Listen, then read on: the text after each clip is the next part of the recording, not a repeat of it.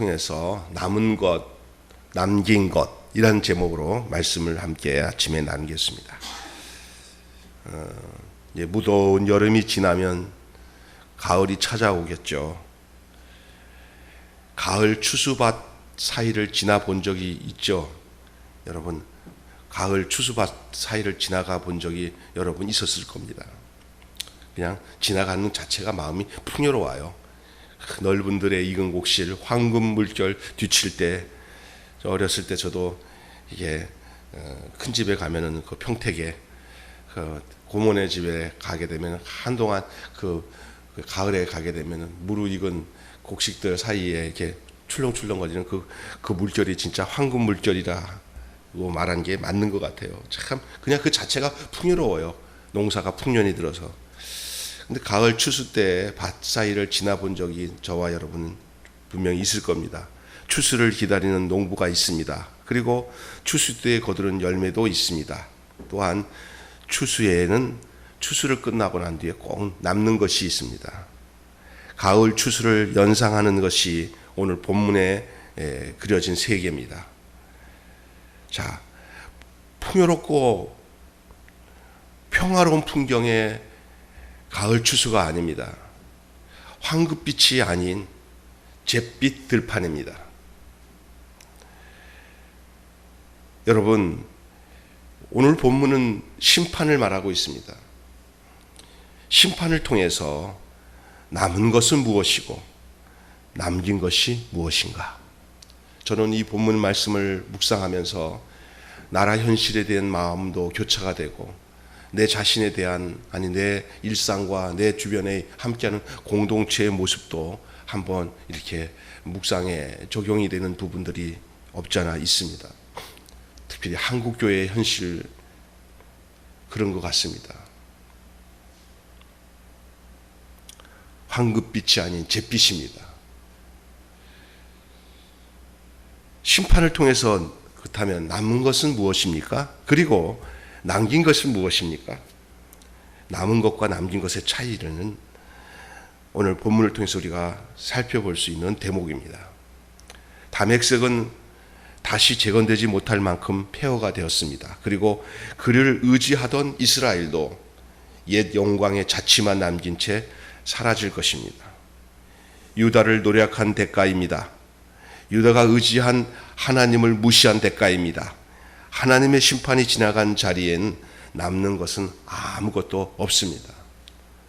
어찌하려고 그러는지 지금 역사를 보면은 정말 끝이 없을 만한 강대국들이 하루아침에 무너지는 모습들을 우리는 역사를 보면서도 느낄 수 있습니다. 1000년 로마가 하루아침에 무너질 줄 누가 알겠고, 중국에 있던 그 큰 강대한 나라들이 때마다 다른 세력에 의해서 무너지면서 자취를 감춰버리고 말았습니다. 비근에 우리나라는 어떻습니까? 고려 왕조 또 조선 왕조 다 무너지고, 그리고 이제 이 근대에는 이제 대한민국이라는 나라가 세워졌지만 지금 이 대한민국이 영원할 것이라고 생각하지 못하는 이런 암울한 환경과 상황에 처해 있고, 우리의 열방 중에 있는 그 미국이나 중국도, 지금 중국도 굉장히 위험한 상황에 있고요. 미국 역시 무너지지 않을 나라 같다고 하지만, 영국이 무너지지 않는 나라라고 했지만 전부 쇠퇴해지는 모습을 보면서 미국 역시 그들이 자랑할 거 없다는 거예요. 하나님 안에 모든 권력과 권세 그리고 열방의 그 모든 운명이 하나님의 손에 있음을 믿습니다. 그러나 모든 것이 그 심판의 과정을 통과합니다. 그 심판을 통해서 남은 것이 있고 거둔 것이 있고 남긴 것이 있다는 것이 오늘 본문에서 우리에게 주는 내용입니다. 하나님을 의지하지 않은 대가로 인해서 오는 것들. 여러분 보시지만 요만한 열매가 2개나 3개나 5개 그런 것만 남고 싹 없어지잖아요. 근데 그 남은 것이 주는 의미가 있어요.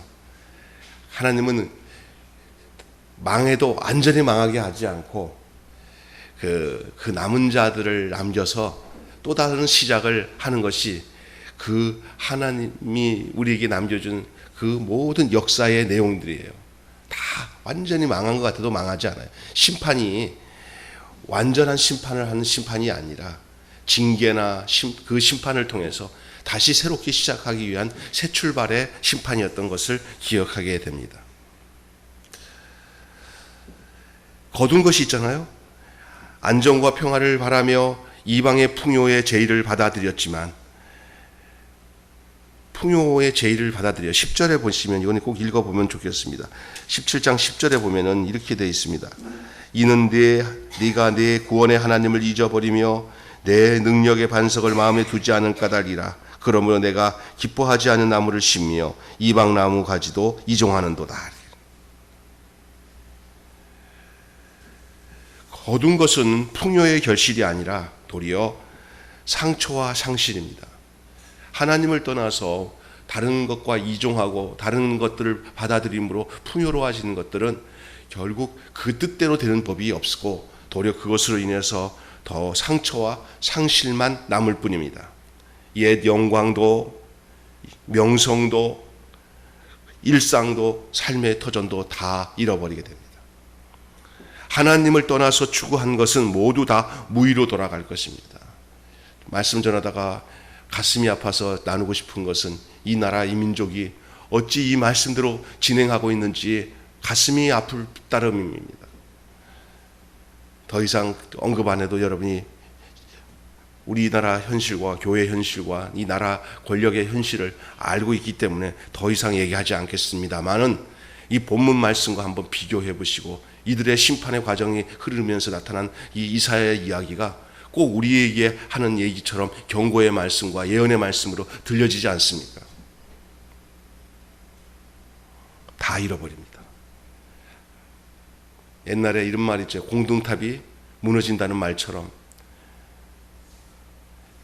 힘쓰고 애써서 이뤄놓은 모든 이 우리의 앞선 우리의 조상들, 다시 가까운 조상들이죠. 아버지 어머님들이 근대화 건설로 인해서 이 나라가 정말 어려운 가운데서 세워놨던 것들이 정말 요즘에 와서는 그냥 하루가 달리 팍팍 무너지는 듯한 느낌이 들고, 그 속도가 점점 빨라지며 이것이 혹시 하나님의 심판이 아닌가 하는 생각은 갖고 있으면서도 성경을 또 보면은, 특별히 오늘 이사야 성경을 보면, 야, 이거 진짜 우리 얘기하는 것 같네, 우리 현실이 아닐까 하는 생각이 들 수밖에 없는 그런 내용입니다. 이건 더 나아가 더 가까이 적용한다면 나의 삶은 어떤가, 나의 삶은 정말 어디에다가 마음을 두고 살았는가, 하나님의 이름을 빌미로, 하나님을 섬긴다는 빌미로 그 하나님 자신을 위해서 살지 않고 나를 위해서 필요한 하나님으로 섬기며 살지 않았는가. 그리고 세상의 풍요와 타협하면서 어떤 방법을 통해서 이 땅의 풍요를 함께 누리면서 하나님 함께 섬기는 그 모양새로, 이종하는 모양새로 살아가지 않았나. 그런 모습들을 돌아볼 수 있는 대목이라 할 수 있습니다. 헛된 것을 의지하는 모든 시도는 다 허사가 되고 화근이 될 뿐이다 라는 말씀이 오늘 이사야가 전하는 내용입니다. 우리가 이 본문 말씀을 보면 시적 표현들이 많이 돼 있어요. 뭐 이렇게 비유적인 내용에 자세히 내용은 그 얘기예요. 심판할 거다. 너희들 좀 그냥 안 되겠다. 끝내야겠다. 그냥 조금 남는다. 그런데 그 가운데 우리가 이 다음 말씀을 들어봐야 됩니다. 그게 뭐냐면 남긴 게 있습니다. 그런 하나님의 심판 가운데도 남긴 게 있습니다. 하나님을 잊고 우상을 섬긴 결과로 심판을 받지만은 유익이 없다 하지 않을 수 없습니다. 그래도 그 가운데 유익이 있습니다. 고난과 역경 속에서 주는 유익이 있다고 우리는 늘 신앙의 원리를 통해서 원리적인 얘기로 말씀을 드렸습니다. 그냥 그렇겠지 뭐, 맞아, 어려움도 신앙의 유익이야, 그런 차원이 아니라 이제 이거는 하나님의 심판이 그 나라에 임해요. 지금 이 다메섹과 그를 의지했던, 그 동맹했던 이스라엘에 임합니다. 그런데 이 결과에 하나님의 심판을 받지만은 그러나 그게 다 유익이 없다는 게 아니에요. 심판의 유익이 있습니다. 그걸로 인하여서 자신들이 만든 우상을 바라보던 이들이 아이고 우리가 하나님 바라보지 않았다. 우리가 잘못 바라봤구나. 또 힘을 자랑하던 그 사람들이 그 힘에 의지했던 그 힘이 무너지는 걸 보면서 참 능력의 반석을 도리어 마음에 두고 제정신을 차린다는 거예요. 제대로 깨닫는 거예요. 그러니까 내가 고난 당하기 전에는 그릇 행했으나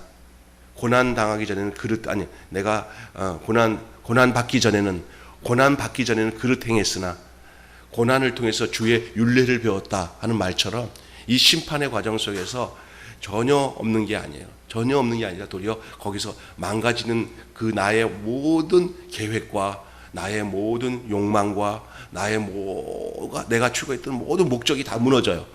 그때 다 없어지는 게 아니라 그때 얻는 유익이 없지 않아 있다는 거예요. 그게 기독교는, 특별히 신앙은 내가 망가져야 새롭게 하나님이 나를 일으키는 게 참된 신앙의 과정인 줄 믿습니다.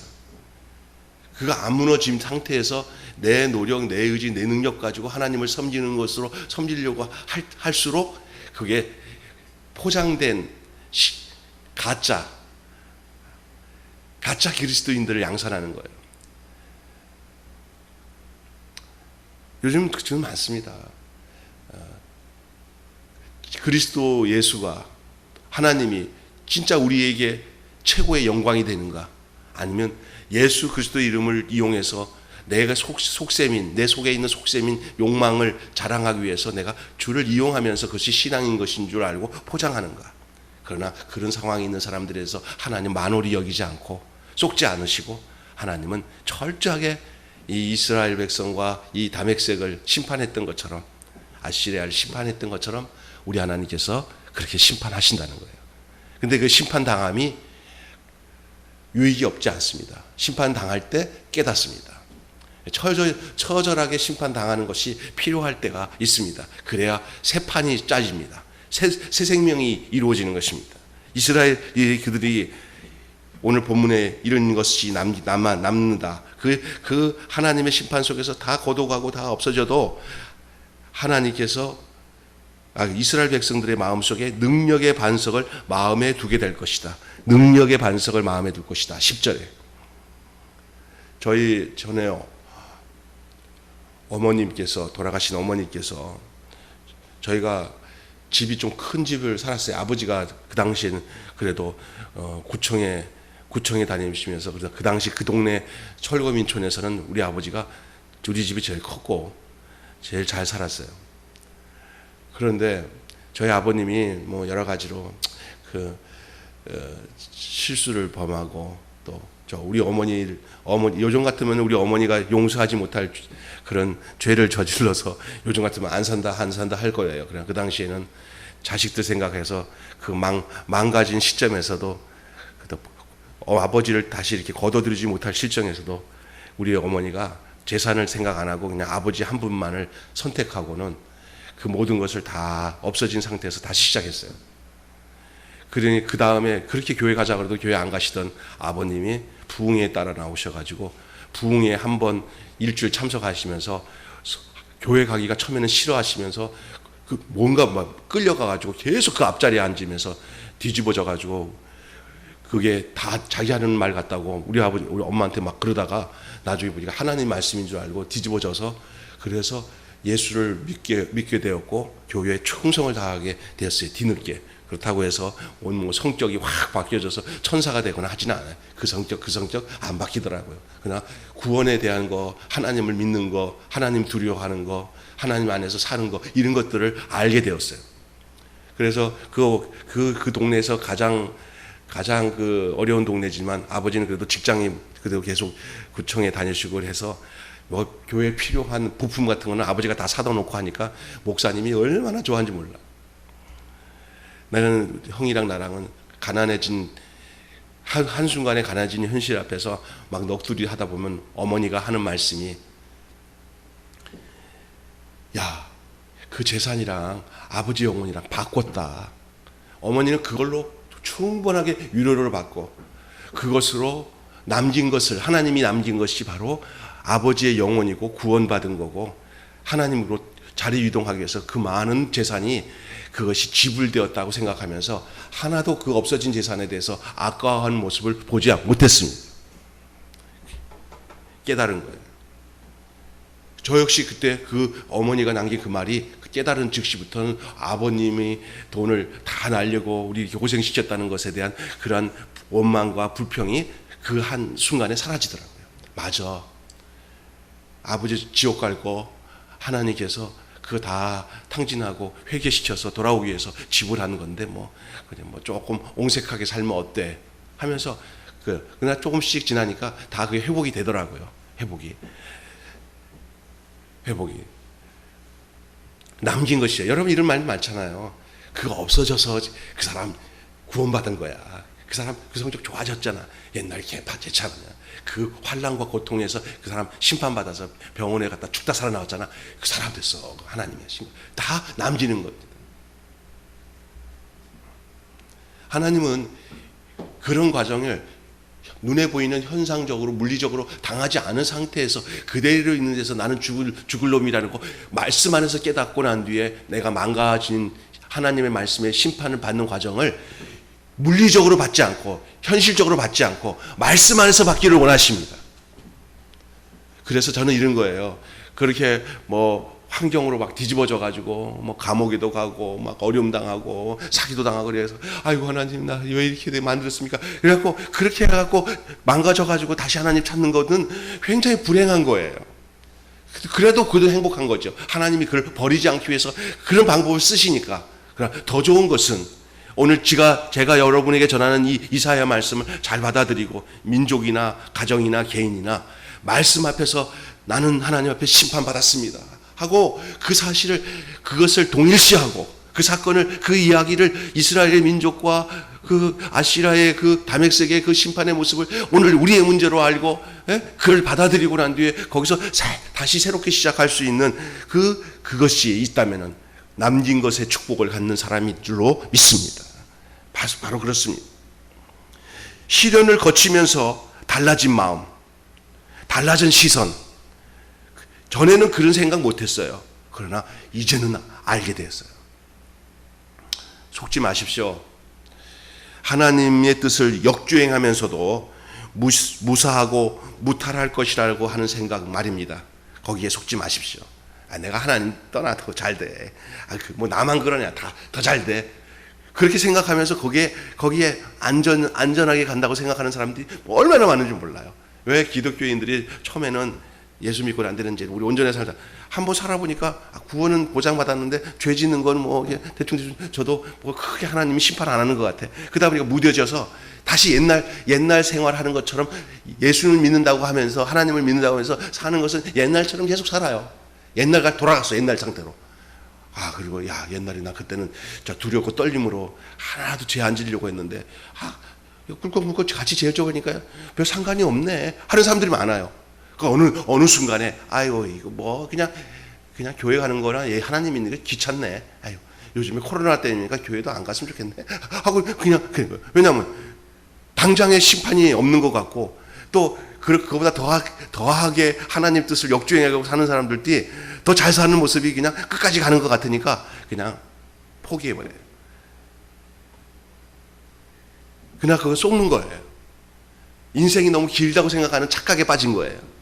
하나님의 심판이 곧 온다는 생각을 잊어버린 거예요.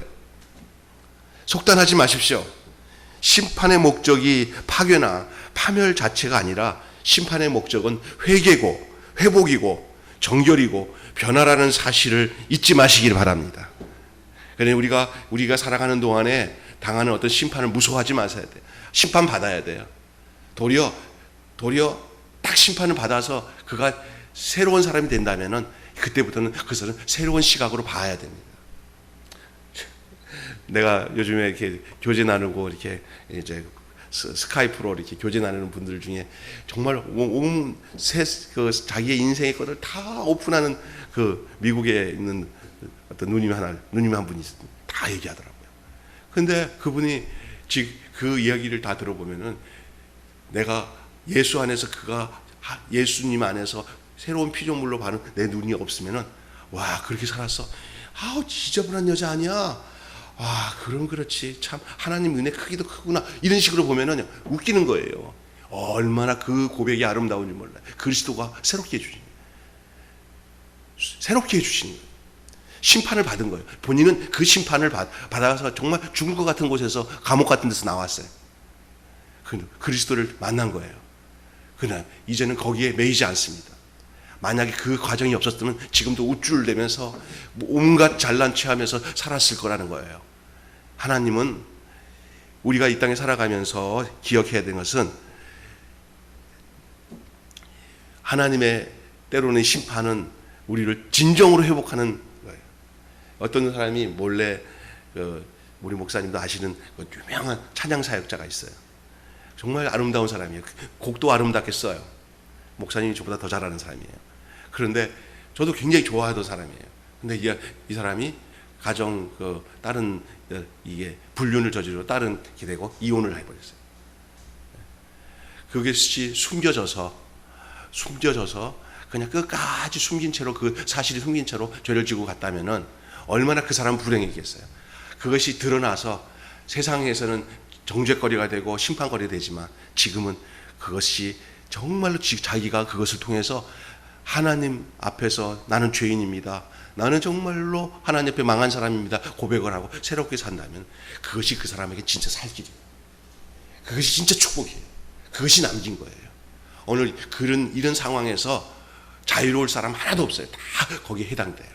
거기서 어떤 남긴 것의 축복을 가지고 시선이 바뀌고 생각이 바뀌고 삶이 바뀌고 회개의 삶이 합당한 삶이 나타나고 그리고 새로운 피조물로서 예수 그리스도와 진정한 만남과 그 생명의 연합을 가지고 회복을 하고 또 변화를 창출하며 정결하며 살아가는 그런 삶이 있다면 그 모든 고통스러운 심판이 아니라 하나님의 사랑의 징계인 거예요. 사랑의 축복인 거예요. 오늘 우리가 이걸 잊지 말아야 돼요. 저는 대한민국에 대해서 주님 이 나라의 이 완악한 것 그냥 용서해 주시고 덮어주세요라고 안 해요. 받을 심판이면 받게 해주세요.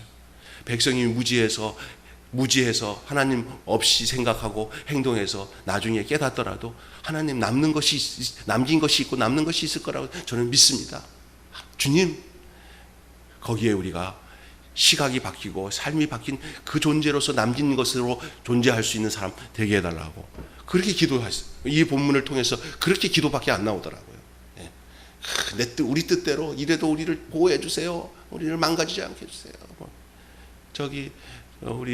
저번에 우리 목사님들 모였는데 이제 우리 유 목사님은 우리나라 3만 명이 되는 그 선교사를 위해서도 하나님이 우리나라 안 버리실 거라고. 우리 나라 왜 버려요? 우리나라는 절대 안 버려. 법죄만 가지고 있으니까 우리는 아무리 살아도 법죄가 있으니까 우리는 승리할 거라고 하는 이스라엘 백성의 확신과 같다는 말을 임총당이 얘기하더라고요. 우리나라 1200만 아니에요. 지금 예배드리는 사람이 한 200~300만밖에 안 된다는 거예요. 참 그리스도인이 150만, 200만밖에 안 되는 아주 이상한 나라가 됐어요. 인정해야 돼요. 전부 다. 어디 가서 내가 그리스도인이라는 말 못할 정도로 그렇게 우리 교회도 마찬가지고 너 교회 다닌다 그러면 고가 점수나 이러다 또 이렇게 또 마이너스가 되는 상황에 환경에 있어요. 사회에 별로 필요 없는 존재들이 그리스도인이라는 그런 생각들이 팽배한 사회를 만들고 있어요. 이 정부가. 야 기독교인이야? 아유 좋네. 야 우선순위로 뽑아야겠다. 안 해요. 아버지가 목사님이다. 아버지가 장로님이다 그러면 그 점수가 올라가는 게 아니라 떨어져요. 이게 기독교 폄하하는 운동이 이 땅에 이루어지고 있는 이런 상황이에요. 이걸 어떻게 할 것이냐? 하나님의 심판의 징계로 달게 받고 여기서 우리가 어떤 모습으로 변화되고 새롭게 되어지는 문제를 우리가 늘 숙고하면서 주님을 더 의지하고 바라보는. 그래서 망한 것 같고 심판받은 것 같지만 심판이 완전한 하나님의 답변은 아니에요. 최종적인 답변이 아니에요. 한마디로 말씀을 마감하겠습니다. 심판이 하나님의 최종적인 답변이 아닙니다. 한번 따라서 합시다. 심판이 하나님의 최종적인 답변이 아닙니다. 아멘. 맞습니다. 심판이 하나님의 최종적인 답변이 아닙니다. 오늘 남긴 것과 남은 것과 남긴 것이라는 말씀으로 함께 은혜를 나눴습니다. 기도하겠습니다. 하나님 아버지, 그렇습니다. 심판이 하나님의 최종적인 답변이 아닌 것을 믿습니다. 심판을 통해서 남은 것은 무엇이고 남긴 것이 무엇인지를 오늘 이사야 17장을 통해서 저희들이 목도하게 해주시고 알게 해주시니 감사합니다. 그러나 이 말씀을 읽는 가운데 이 나라의 현실이 보이니 가슴이 아프고 힘듭니다. 한국교회의 현실이 보이니 아프고 힘들고, 더 나아가 우리의 자녀들의 모습이 보이니 아프고 힘들고, 내 자신의 모습을 보니 아프고 힘든 것은 웬일입니까, 하나님? 그러나 이 말씀을 통해서 기억할 것은 상수리 나무가 뱀을 당하여도 그 남은 것이 그 땅의 그루터기인 것처럼 하나님은 남긴 것과 남은 것을 통해서 행하시는 그 하나님의 뜻을 기억하면서 비록 하나님을 잊고 우상을 섬기는 결과로 심판은 받지만 그 가운데 유익이 없지 않다는 사실을 깨닫고 그 유익이 없지 않은 그 사실이 우리에게 해당되는 사실이 되게 하여 주셔서 우리 또한 하나님 생각이 바뀌고 시선이 바뀌고 능력의 반석을 마음에 두는 예수 그리스도만이 나의 굳건한 반석이고 내가 그 위에 서야만이 산다는 사실을 한 하루도 분초도 잊지 않고 살아갈 수 있는 그런 주의 자녀, 주의 백성 되게 해 주시옵소서. 우리 주 예수님의 이름으로 기도하옵나이다.